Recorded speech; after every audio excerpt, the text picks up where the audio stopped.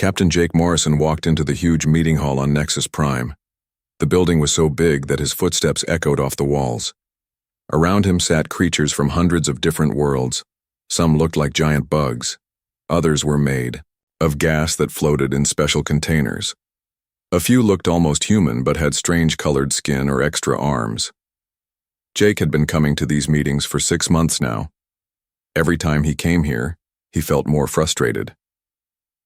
The Galactic Council loved to talk, but they never did anything. Meanwhile, real people were dying out there in space. He looked up at the seats where the most important council members sat. High Counselor Zexith was there, clicking his bug-like mouthparts together. The creature was 12 feet tall and had 4 arms.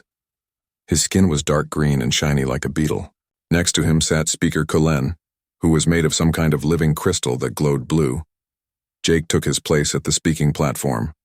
Behind him, Admiral Lisa Parker sat with the rest of the human team. She was a tough woman who had been fighting in space battles since before Jake was born. Her gray hair was pulled back tight and her uniform was covered with medals from old wars. The meeting hall slowly got quiet. Jake looked around at all the alien faces staring at him. Most of them looked bored. Some were not even paying attention. A few were actually sleeping. Jake cleared his throat and began to speak. His voice carried across the big room through the translation machines that changed his words into hundreds of different alien languages. "The Rimworlds are under attack," Jake said. His voice was steady but angry. 3 colonies have already been destroyed. The Devourers are eating entire star systems. While you sit here talking about trade rules, real people are dying. The Devourers were the worst threat the galaxy had ever seen. They were like giant space monsters that could destroy whole planets. They had started attacking about 2 years ago. Since then, they had wiped out dozens of worlds. The Council kept saying they would do something about it, but they never did. High Counselor Zexith made a clicking sound with his mouth. It was the bug creature's way of showing he was annoyed. "Human Morrison," he said in his buzzing voice, "we must follow the proper rules. We cannot just send our warships without having all the right meetings first. There are forms to fill out. There are committees that must vote." Jake felt his hands turn into fists. He had heard this same answer every time he came here. "By the time your committees finish their meetings, there won't be any galaxy left to save," Jake said. "My people have ships ready to go right now. We can attack the Devourers today." A sound like angry whispering filled the meeting hall. Many of the aliens did not like what Jake was saying. They thought humans were too quick to fight. They said, humans did not understand how to be wise. Speaker Kulen's crystal body flashed bright blue. When he spoke, his words appeared as glowing letters in the air. "The humans want to rush into battle without thinking. This is why they are still new, members of our council. Wisdom comes from waiting and thinking carefully." Jake looked around the huge room. He saw the same faces he had been looking at for months. These creatures had been talking and meeting for thousands of years. They were experts at having meetings. They were terrible at actually doing anything. In the seats above him, Jake could see Commander Ben Taylor and Dr. Amy Richardson from his team. Ben was a soldier like Jake. His face was red with anger. Amy was a scientist who studied alien life. She looked sad and tired. They had all been fighting for months to get the council to act. Nothing had worked. Jake reached up and took off the small metal badge that showed he was a council member. It was shaped like a star with symbols from many different worlds on it. He had been proud to wear it when he first got it. Now it felt heavy and useless. He put the badge down on the speaking platform with a loud click. The sound seemed very loud in the suddenly quiet room. "Earth is leaving the Galactic Council," Jake said. His voice was calm, but everyone could hear the anger in it. "We quit. Starting right now." The meeting hall exploded with noise. Aliens were shouting in dozens of different languages. Some were standing up and waving their arms or tentacles or whatever they had.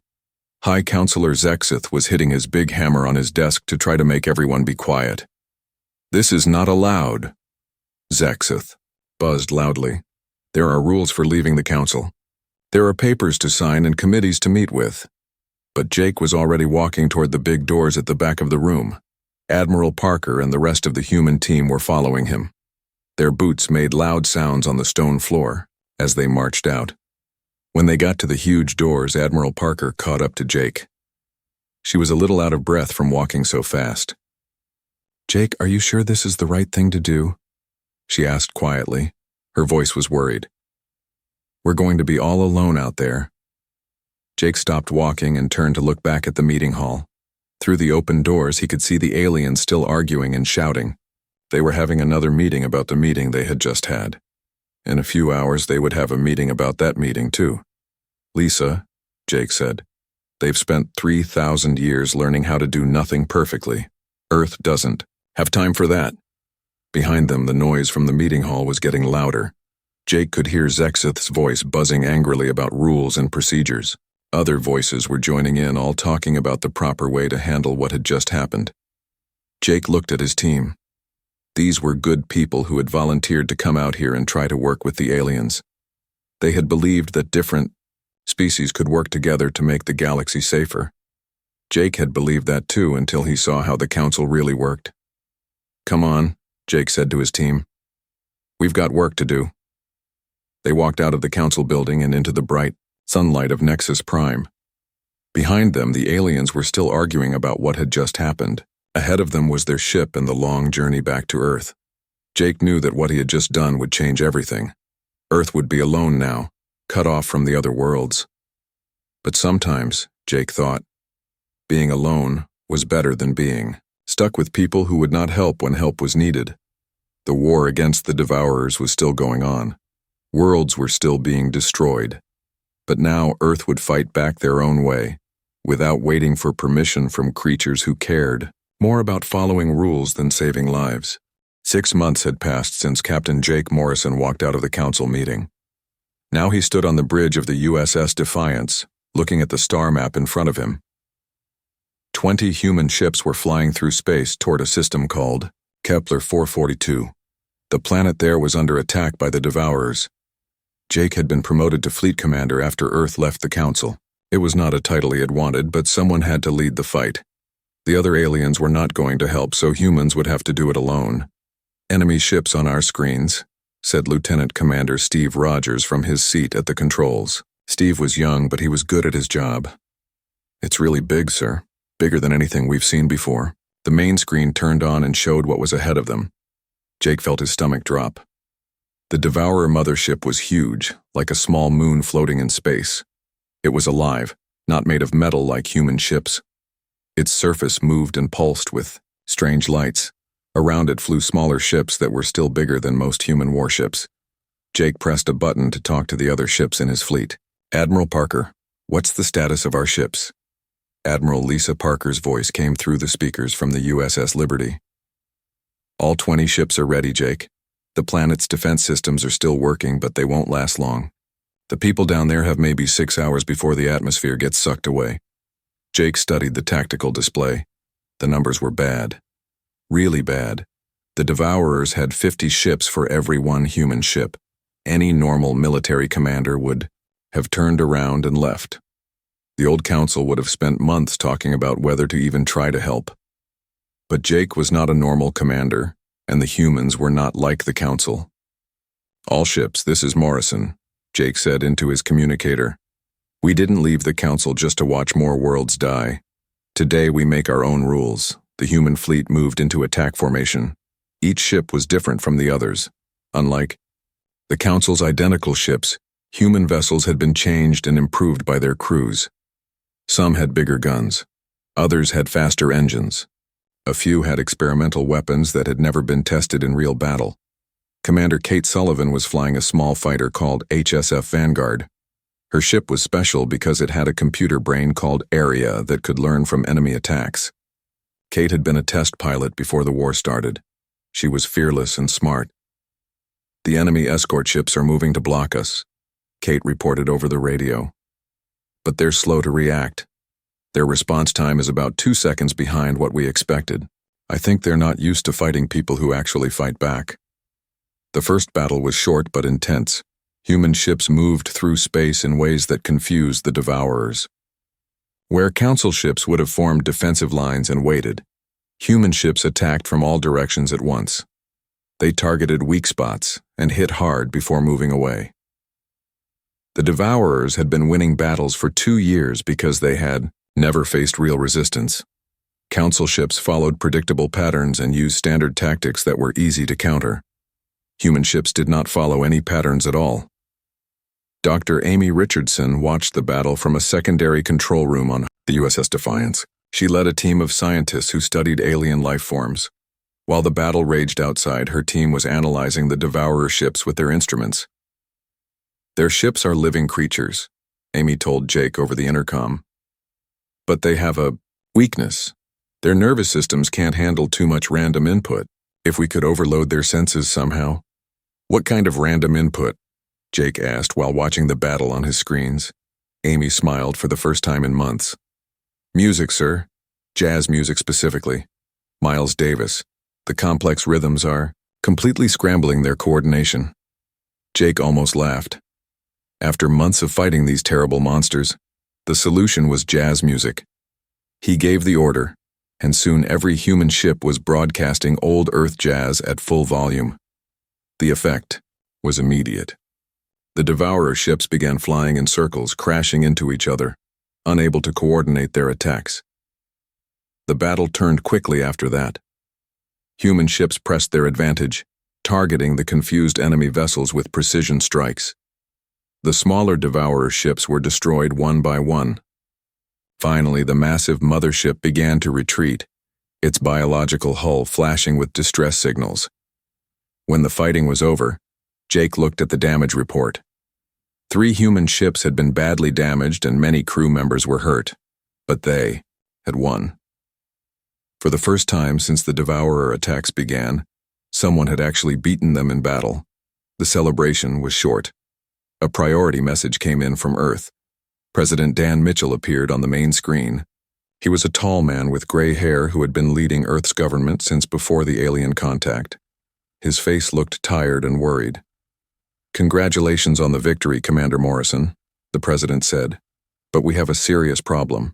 The Galactic Council has officially declared humanity to be rogue actors. They've cut off all trade with Earth. No alien ships are allowed to visit our space. We're completely isolated." Jake looked out at the stars where his damaged but victorious fleet was regrouping. The human ships looked small against the vastness of space.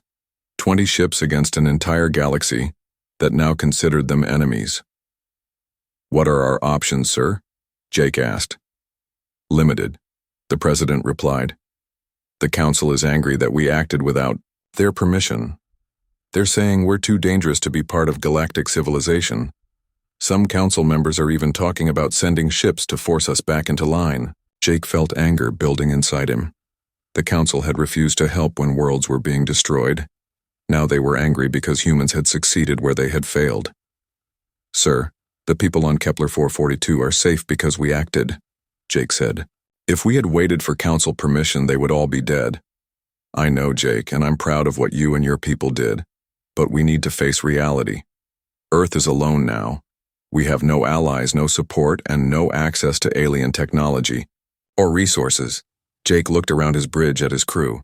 These were good people who had volunteered to risk their lives to save strangers. They had joined the military to protect Earth, but now they were protecting anyone who needed help. "Then we'll save the galaxy without their permission," Jake said, finally.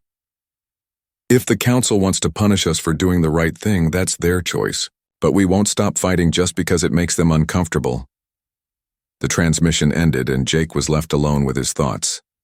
Outside, the rescued planet of Kepler 442 glowed peacefully in the light of its star. Millions of people down. They were alive because 20 human ships had refused to abandon them. The Galactic Council might have branded humanity as rogues and criminals. They might have cut Earth off from the rest of civilization. But Jake knew something the Council didn't understand. Sometimes being right was more important than being popular. The war against the Devourers was far from over. More worlds would be attacked. More people would die. But now, there was hope. Someone was finally fighting back and winning. Earth stood, alone against the galaxy, but they were not afraid. They had proven that the Devourers could be beaten. Now they would prove that doing the right thing was worth any price. 1 year had passed since humanity left the Galactic Council. High Counselor Zexith stood in his private office on Nexus Prime, staring at the reports covering his desk. Each piece of paper brought more bad news. The galaxy was falling apart, and it was happening faster than anyone had expected. The bug-like alien pressed a button on his desk. "Veltar, come in here," he called to his assistant. A nervous-looking Altarian entered the room. Veltar was small and blue-skinned with large eyes that showed his worry. He had been working for the Council for 20 years, but he had never seen things this bad. "Give me the latest reports," Zexith ordered, his mandibles clicking with frustration. Veltar picked up a datapad and began reading. "The Rim Alliance has officially left the Council, High Counselor. They say we failed to protect their worlds from the Devourers. 12 industrial worlds have joined them. The core worlds are threatening to leave too unless we take immediate military action." Zexith felt his four stomachs churning. The Rim Alliance controlled some of the most important factories in the galaxy. Without them, the Council would lose most of its income and manufacturing ability. "What about our defense fleet?" Zexith asked, though he already knew the answer would be bad. "Admiral Kethvor reports that morale is at the lowest point in our history. 3 more ships abandoned their posts this week to join the human fleet. The crews are calling the humans Morrison's irregulars now." Zexith wanted to throw something across the room. The humans had been branded as criminals and rogues, but somehow they were attracting volunteers from across the galaxy. Their success against the Devourers had made them heroes to many species.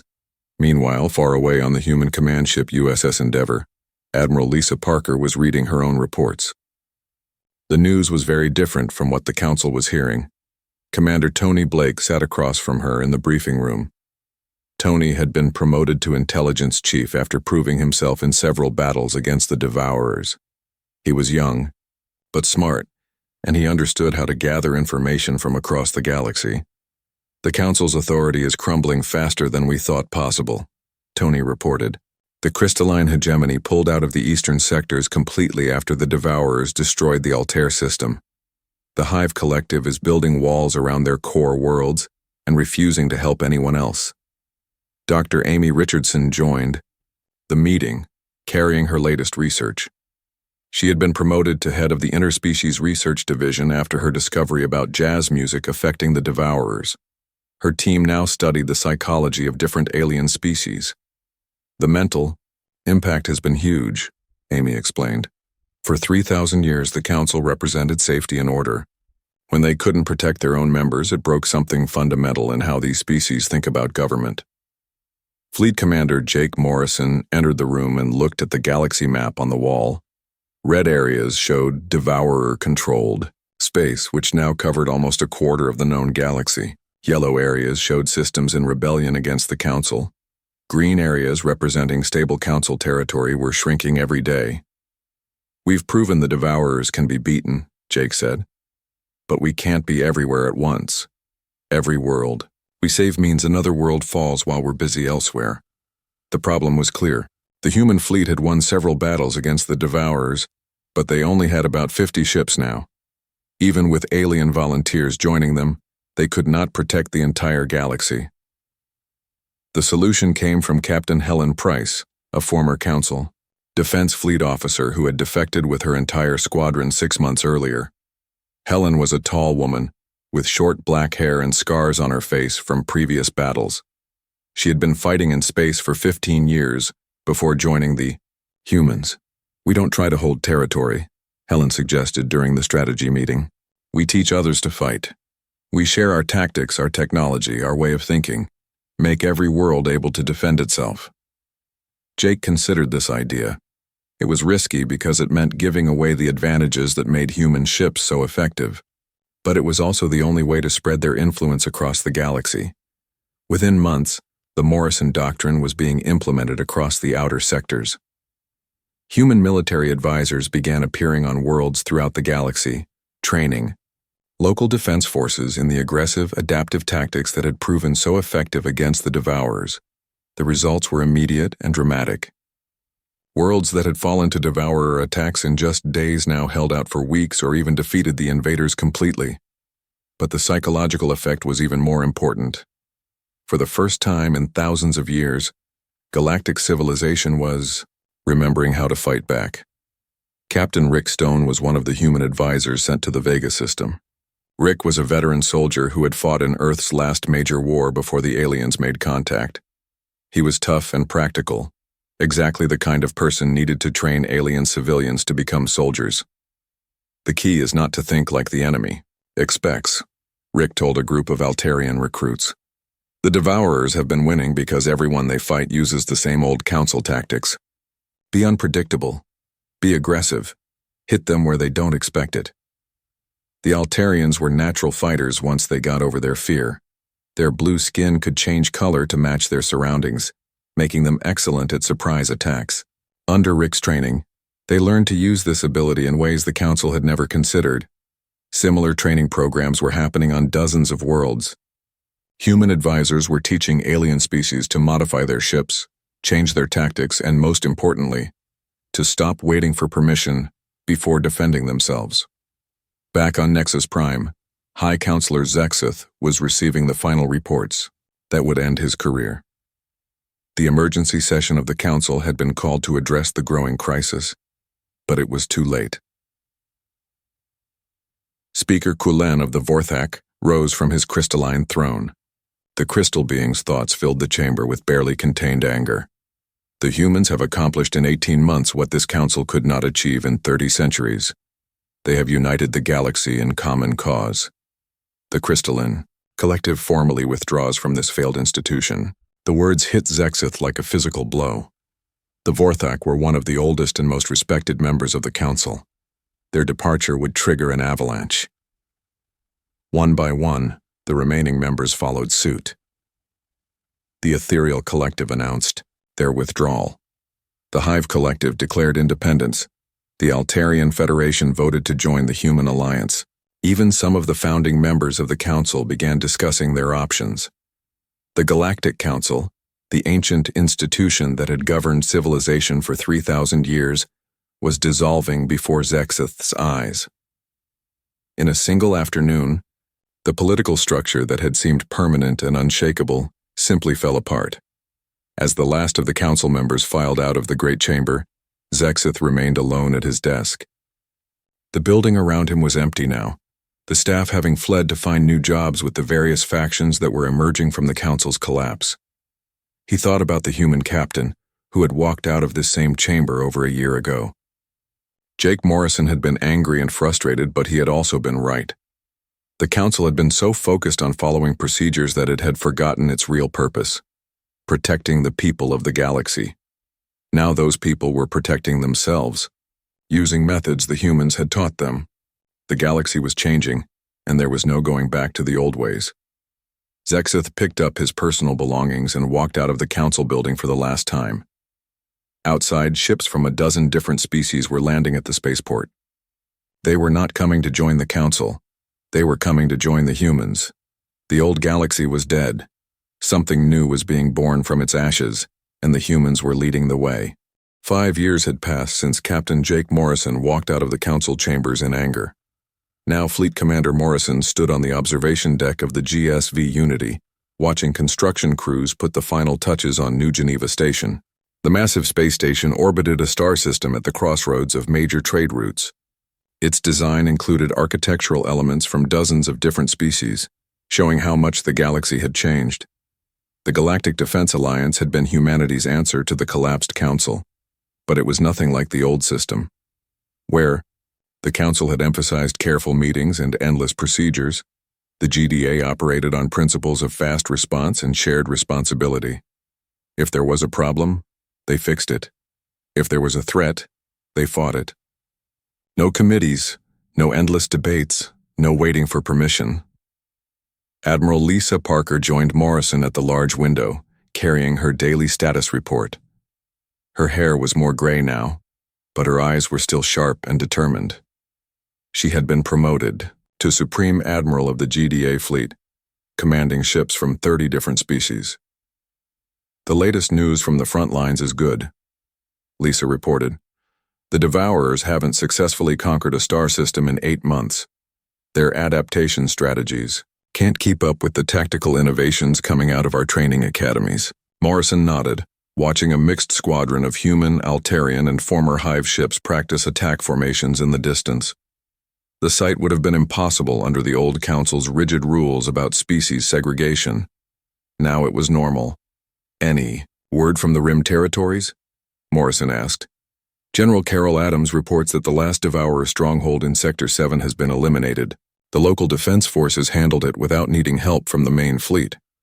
That was perhaps the greatest success of what people now called the Morrison Doctrine. Rather than creating dependence on human military power, it had fostered self-reliance and innovation throughout the galaxy. Each species contributed their unique strengths to a collective defense that was far more effective than the sum of its parts. Dr. Amy Richardson approached from the corridor, her research team having completed their latest analysis of captured Devourer specimens. Amy was now the head of xenobiological research for the entire Alliance, a position that didn't exist under the old Council. The Devourer specimens from the Vega engagement show some interesting developments, Amy said. They're actually evolving in response to our tactics, but not in the way we expected. How so? Morrison asked, turning away from the window. They're becoming less aggressive. The constant pressure from adaptive defense strategies is forcing them to develop more sophisticated behavior patterns. Some of the isolated populations are even showing signs of attempting communication. This was the development Morrison had hoped for but hadn't dared to expect. The Devourers weren't inherently evil creatures. They were simply following their biological programming in the absence of effective resistance. Consistent opposition was forcing them to evolve beyond their basic consume and expand instincts. A chime from the station's communication system interrupted their conversation. Fleet Commander Morrison, please report to the command center. Priority transmission from Earth. Morrison made his way through the bustling corridors of New Geneva Station, past the diverse mix of species that now work together on common projects. Humans worked alongside crystal beings, insectoids, and gas-form entities. The sight never failed to remind him of how far they had come. In the command center, President Dan Mitchell's image appeared on the main screen. The president looked older, but happier than Morrison had seen him in years. The stress lines around his eyes had softened, and he was actually smiling. Jake, I wanted to personally deliver the news, the president said. The Earth Assembly has voted unanimously to formally establish the Terran Embassy to the Galactic Defense Alliance. We're no longer human separatists operating outside the law. We're full partners in galactic civilization. Morrison smiled, remembering the day he had walked out of the council chambers 5 years earlier. At the time, it had felt like the end of everything. Now he realized it had been the beginning. Any regrets about leaving the old system behind, sir? Morrison asked. Mitchell laughed, a sound Morrison hadn't heard from him in years. Are you kidding? We have trade agreements with 47 species, military cooperation pacts with dozens of former council worlds, and the Devourers are in full retreat. The only regret I have is that it took us 50 years to realize the council was holding everyone back. As the transmission ended, Morrison looked around the command center at the mixed crew of humans and aliens working together. They moved with an efficiency and camaraderie that would have been impossible under the old council's hierarchical structure. Everyone had a voice. Everyone contributed. No one was considered junior or senior based on how long their species had been in space. Commander Ben Taylor, now serving as the station's diplomatic liaison, approached with a final report. Ben had been with Morrison since the beginning, and his loyalty had been rewarded with increasing responsibility. The former council worlds have requested a meeting to discuss formal integration into the GDA framework, Ben reported. Even some of the species that initially condemned our withdrawal are asking to join. High Counselor Zexith himself has applied for a position as a military advisor. Morrison considered the irony. The same alien who had lectured him about proper procedures 5 years ago was now asking to join the organization that had replaced his beloved council. Zexith had learned, as many others had, that results mattered more than process. Looking out at the ships of a dozen species training together in the void, Morrison realized that the old council hadn't really fallen apart when humanity left.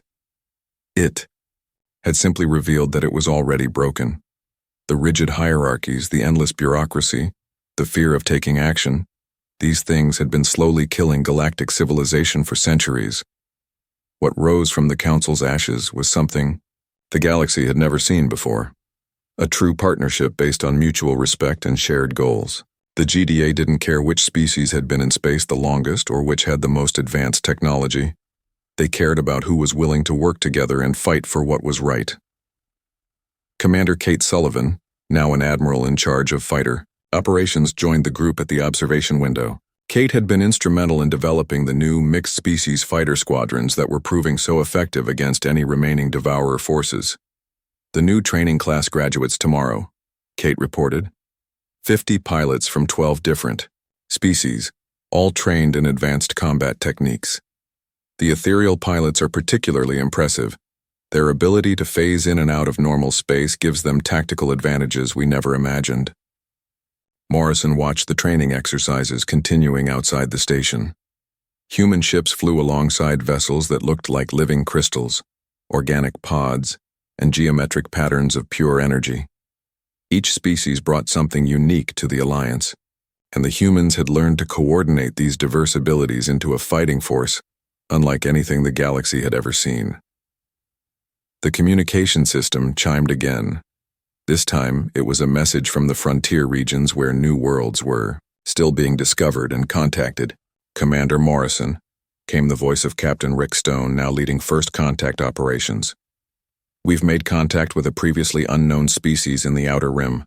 They're under attack by some kind of mechanical invasion force. They're requesting assistance. Morrison didn't hesitate. How long until we can get ships there? 12 hours, sir. Do it. Full response team.